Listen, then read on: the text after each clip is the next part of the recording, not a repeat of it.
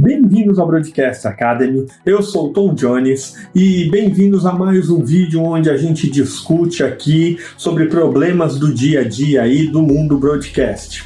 E eu preparei para esse vídeo, acho que é algo bastante importante, mostrar para vocês um pouco de análise de transporte stream sobre erros de PCR.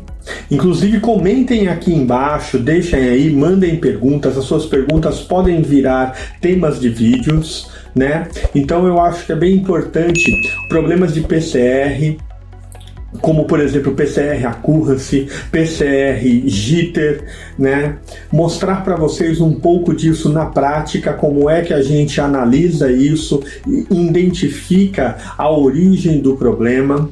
Isso são coisas que no dia a dia de campo ajudam bastante os técnicos e de forma geral vocês podem trocar ideias e saber como lidar com isso. Então, sem mais delongas, bora pro vídeo!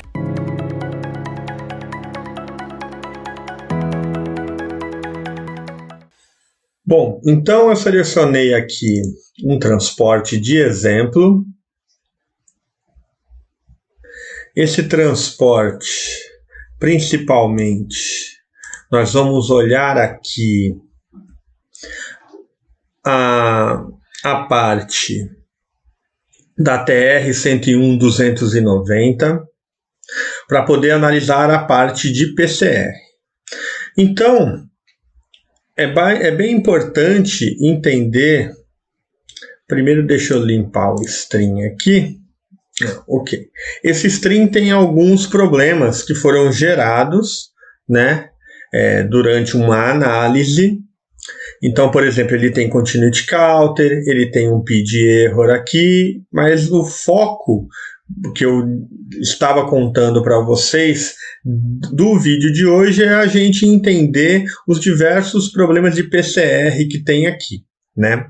O importante também é a gente entender que, independente da ferramenta que a gente está usando, né, se você conhece a norma TR-101-290, se você consegue interpretar os erros de prioridade 1, 2 e 3, então fica bem mais fácil, você pode usar qualquer outro analisador de stream para poder fazer essas identificações, né? Por quê? Porque a fundamentação dos parâmetros de prioridade 1, prioridade 2 e 3 é o que vão embasar a sua análise, tá certo?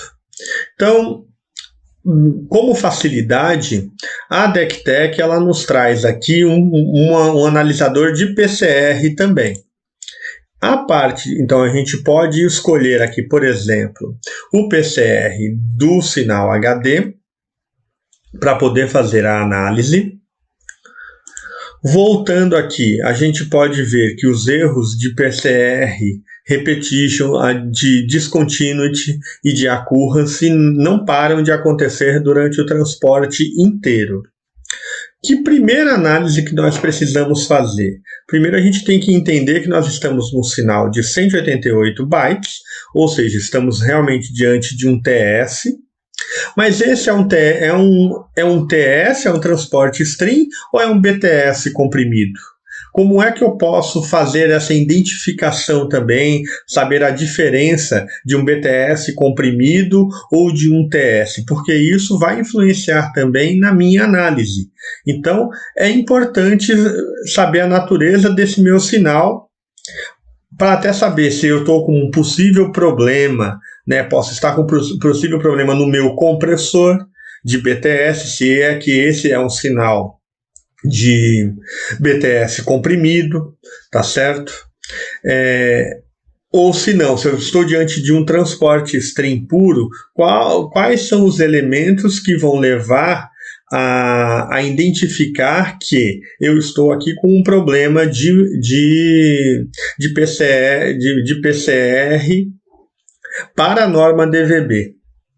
Ou eu estou com um problema de PCR para a norma ISDBT. Então, todos esses pensamentos, todas essas análises têm que passar, são importantes para que a gente possa fundamentar aí a nossa análise, tá certo? Então, primeira coisa é identificar se o nosso sinal é um sinal de BTS ou de BTS comprimido. Aqui não importa, por exemplo, que eu tenha, né, o sinal de HD e o ANSEG presente que já diz, então isso aqui é um BTS comprimido. Não, eu posso estar, por exemplo, no satélite levando os dois transportes, o HD e o ANSEG, para depois, através de uma tecnologia chamada de Remux Lite, até podem comentar aí se vocês sabem o que é uma tecnologia de Remux, né, onde eu pego um TS e gero, a partir desse TS, um BTS na estação. Comentem isso, a gente pode fazer vídeos falando sobre isso, mas o que vai dizer para mim se eu estou diante de um BTS comprimido ou diante de um simples TS é a presença da IP.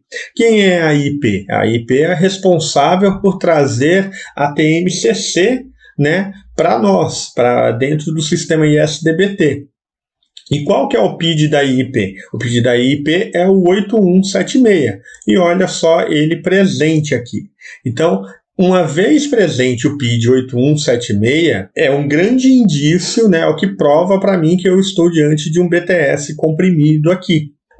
Seguindo adiante na nossa análise, e agora olhando para os erros de PCR, eu devo identificar também as diversas naturezas desse PCR. Por exemplo, o que significa cada coisa? O que significa um PCR Repetition Error? Né? Ou seja, o erro de repetição de PCR. O que é um erro de descontinuidade do PCR e o que é um erro de accuracy, ou seja, um erro de precisão. Aqui, para não deixar o vídeo muito longo, eu vou tratar só do PCR, o principal PCR, aquele que vai gerar o lip sync para dentro do nosso sistema, né, que é o PCR Accuracy. O PCR Accuracy, ele vai acontecer da pior maneira possível, quando eu tenho um problema na minha geração de sincronismo. Hoje, nos sistemas ISDBT mistos, eu tenho que entregar dentro do meu sistema de sincronismo um 10 MB, um PPS quando eu estou em SFN, mas o 10 MB ele é obrigatório. E muitas vezes, através desse gerador de 10 MB, eu posso estar com algum problema e isso impacta diretamente no meu PCR, principalmente no que? Na precisão do PCR, na amostragem dele. Então, por isso que eu vejo aqui no analisador de stream os erros acontecendo a todo momento, né? Eles não param. Para identificar um pouco melhor aqui, a gente pode ver que eu tenho um PCR-AC, que é o PCR Accuracy, a amostragem dele aqui. E depois eu tenho o Accuracy Snapshot. A gente pode entender o Accuracy Snapshot como um zoom, né? Como uma amostragem ali exatamente do que estaria acontecendo se eu tivesse corretamente fazendo a amostragem do PCR.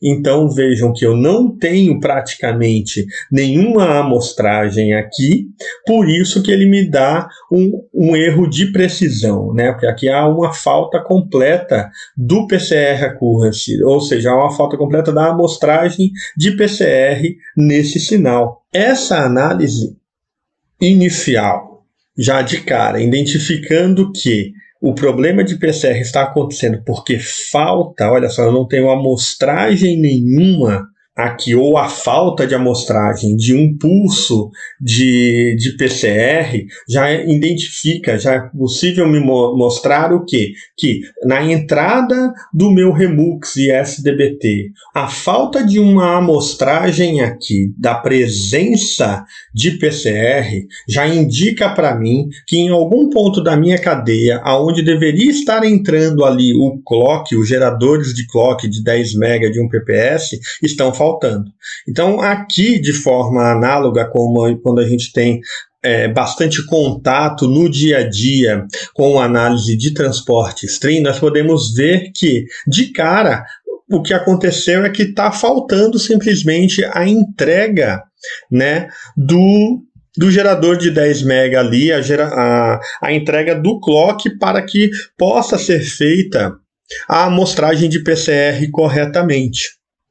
Então, esse sinal, ele é pego, foi gerado aqui de forma didática para vocês, para poder facilitar a análise e também colocar dentro de um contexto a importância que se tem a geração dos clocks dentro do sistema de transmissão digital, né? Seja o clock ali de 27 MHz, que também vai gerar o PCR, como os clocks de sincronismo de 10 MB e 1 PPS. A falta deles afeta diretamente o sinal, como a gente está vendo aqui, inviabilizando inclusive a decodificação correta do áudio, gerando ali um lip sync no sistema, tá certo? Então era isso que eu queria mostrar para vocês, para que o vídeo não fique muito longo. Então espero que tenham gostado do vídeo. Comentem aí embaixo se vocês querem que tragam mais vídeos desse tipo. Mandem perguntas, porque as suas perguntas podem virar conteúdo aqui no canal, tá certo? É bastante importante entender e fundamentar cada vez mais esses tipos de análises para poder facilitar o nosso dia a dia. Então, muito obrigado por estar no Broadcast Academy e nos vemos no próximo vídeo.